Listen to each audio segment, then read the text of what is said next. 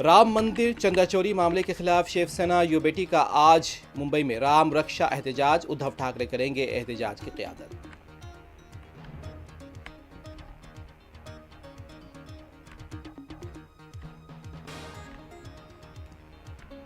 राम मंदिर ट्रस्ट को तहलील कर देना चाहिए, तमाम अरकान के खिलाफ कार्रवाई होनी चाहिए। राम मंदिर चंदा चोरी मामले में अपोजिशन का रद्द-ए-अमल।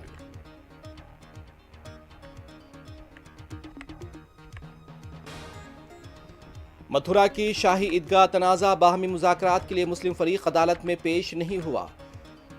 कृष्णा जन्मभूमि के वकील का दावा।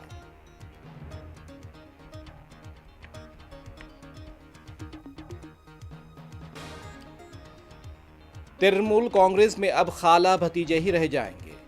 चंद्रिमा भट्टाचार्य के इस्तीफे पर बीजेपी लीडर का रद्द-ए-अमल।